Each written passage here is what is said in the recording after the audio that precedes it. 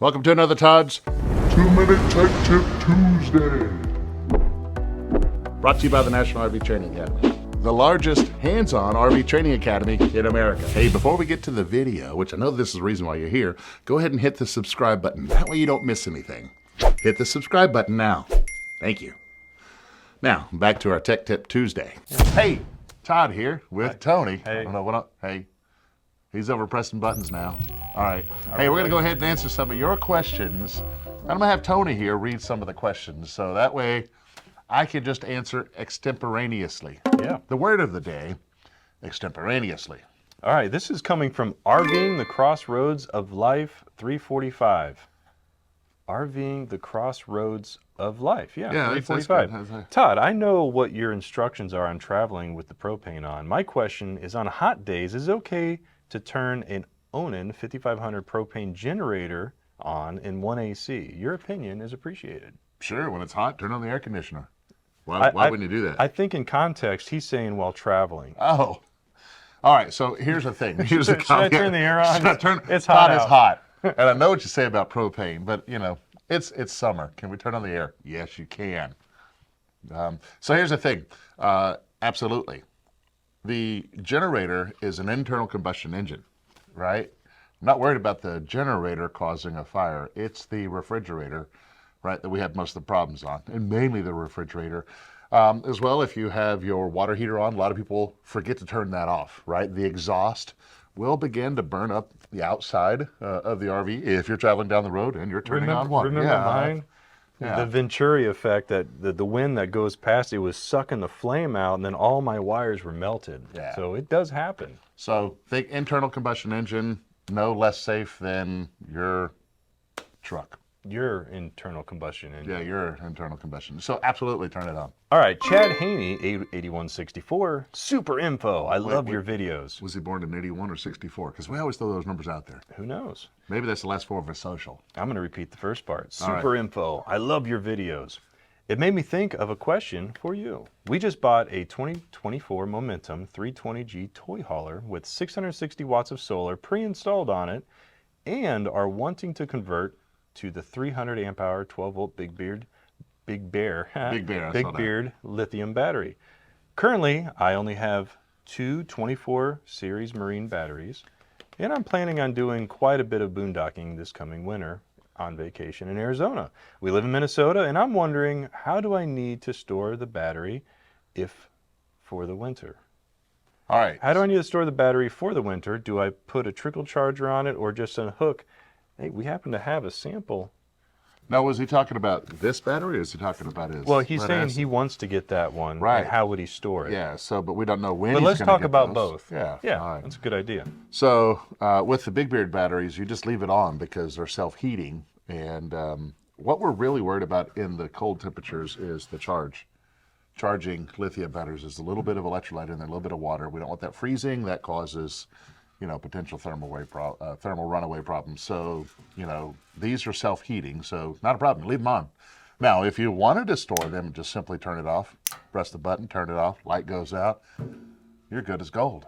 Now, when you're talking your lead acid gel or AGM batteries, trickle charge, probably the best way. Mm-hmm. Now, here's the thing. Extreme temperatures affect all batteries. Extremely, you know, if it's too stinking cold for all batteries, you know, a trickle charge would be fine. But, you know, if you want a high amp charge, like if you were using your solar panels or something like that, I'd be very cautious, regardless of the batteries, unless they're heated. All right, so there you go. There you go, Chad Haney. Gary Merrill, 7430. I've got a 2024 DynaQuest 3400 KD. Dealer said I could run AC on the two 300 amp hour batteries, but when I tried, the Firefly shed the load. My question is, how many amp hours do I need to run the AC at night with our shore power or generator on? I have room for another 300 amp hour battery in the bay if that will do it. Sorry, I don't know what AC is in the rig, so say Okay. average RVAC. Also, will soft start help? Yeah. So here's the question. You're saying how, you know, this is a supply and demand question. You know, how many batteries, how much supply do I need if I wanted to run the air conditioner all night long? Your demand.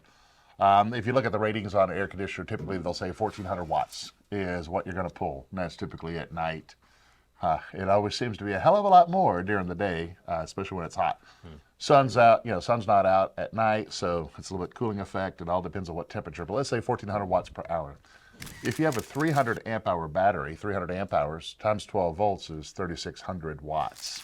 That's how much storage you have. So 3600 watts of potential, 90%. You don't want to run this thing all the way down, so let's just say 3000 watts. Well, if your air conditioner is pulling 1400 watts, that's 2 hours per battery. So you got about 4 hours of supply. Typical continuous usage, and quite honestly, if it cycles a little bit, you may get a little bit more out of it. A third battery, you're going to get, it's 2, 4. The third battery gets you 6 hours continuous.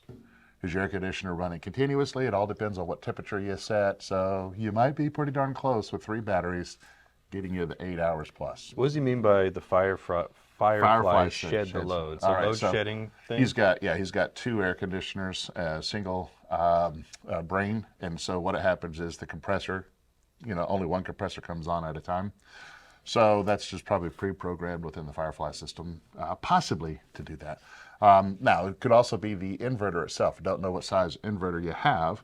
If it's only a single inverter, 3000 watts, you want that load shedding because you're not going to, you're really going to be pushing it, especially if you have a motor coach and you got that refrigerator. So if you got to think about the 500 watts your refrigerator is always pulling too. So if Gary wanted to just have a system that, if I want it on, I turn it on. Chernobyl, yeah, he wants Chernobyl. Chernobyl. Yeah. So he gets 300 amp hour batteries, a couple inverters, just rewire the whole thing. It's doable. Yeah. Very good. For 6 hours. Mechanic Mark 613. There must be a lot of Mechanic Marks out there. Yeah. Good afternoon, Todd. Love your videos. Number and I have 360. bought and taken home your home study course, but I truly need your opinion on a water subject. I fill my holding tank and turned the water pump on. I have a galley that has its own gray tank and shower, lavatory that drains into their own gray tank. I have pressure in every faucet except the lavatory, which I only receive a trickle with all the other faucets closed. The sink is located outside the bathroom shower, opposite wall of the bathroom. The valves are open, so could someone please give me ideas to check? So this is a trailer. It's an outdoors RV, 24 RKS, Timber Ridge. Thank you so much. If you have that rig, put a comment in the below if you're having that same problem. Yeah. So here's the thing: if you've got good water flow in all other faucets except for one, well, you kind of know down where the problem is. So I would have you look at a couple things. First, let's do something easy. Let's clean out that aerator, right? The bottom of that faucet, there's a little aerator, just unscrew it. A lot of times there's going to be dust, maybe some clippings or stuff like that. Hopefully that's it. If not, a kinked line. You got a kinked line. So hopefully look up under the cabinetry, see if you can actually see the kink. If not, it may go down and it may be under the RV somewhere. Hopefully, where it's not too hard to get to, but it sounds like you have a kinked line. Yeah. RVing with Bandit. Todd's tech tips are top on Tuesdays. That's what I always say. Todd's, well, let me see. Oh, wait, there's a question. Todd's tips are top on Tuesdays. That's what I always say. Inverter question. I have my inverter turned on and decided to start the generator or plug in. That I'm just horrible at this. You see how hard this is? This isn't easy. It's what it is. Okay, inverter question. I have my inverter turned on and decided to start the generator or plug into shore power post. It is dangerous or bad. Is it dangerous or bad? Is it dangerous or bad for my equipment if I forget to turn the inverter off before powering up using these other 120 volt AC sources? All right. Thanks in advice. Thanks in advance or thanks in Thanks advice? in advance. All right. Thanks for the advice. Thanks for the advice I in was advance. killing 2 birds, 1 word. There was a rock in there somewhere. All right. So if it's wired correctly, there would be absolutely no problem for you to have the inverter on and either start shore power or generator. So if you already have a generator on board in the RV, then you have what's called an automatic transfer switch. 2 in, 1 out. You can actually be plugged into shore power, start the generator, should have no problem, although that becomes a weird item. Most inverters now, depending on yours, if it was put in at the factory, it does have what's called a pass-through function. So if it sees 120 volts coming in from shore power or the generator, it just simply lets it pass through. If there's no power there, then it will simply become, the inverter becomes the source of power. So it's very quick, it doesn't hurt anything. Go ahead and try it. I mean, the worst you could do is trip a breaker. No. No, that's the way it should be. Now, if you wired it yourself and then asked me that question, well, I can't answer it for you because I don't know how you wired it. But if it was from the factory, yeah, you could do that. That's it. All right. So there's your tips there's your tech tips. this week. If you have any questions, put them in the comments below and we will get to them. Eventually. All right, before you get to the bloopers, which is why you're here in the first place, the RV industry needs thousands of RV technicians and inspectors, and now is the perfect time to do that. If you want to make more money or have more control over your time, go ahead and click the link below. Or if you just want to learn how to fix your own RV, got something for you there. Head over to rvtechcourse.com and get started today. Now for the reason that you're at the end of the video, roll the bloopers. That's a good shirt. I like it. Hey, hey, hey. Here. Is that better? Big Beard Batteries. All right. I don't see the red light. Oh, there it is. Welcome back. Welcome back. Are you going to do the intro? Oh, yeah. Take So a one. couple things, yeah. Well, it's just kind of holding it up there. Okay, there you go. Look, so real light until you charge them up, and then you're putting in quadrillions and actually quintillions A of lot of electrons. electrolytes. Yeah, electrolytes. You have a motor coach. All right. Chernobyl. Chernobyl, yeah, he wants Chernobyl. Chernobyl. Yeah. Check out our other channel too, Tech Tip TNT. Yeah, and get off the pole. Are we done? I can't do this the whole time though. I know.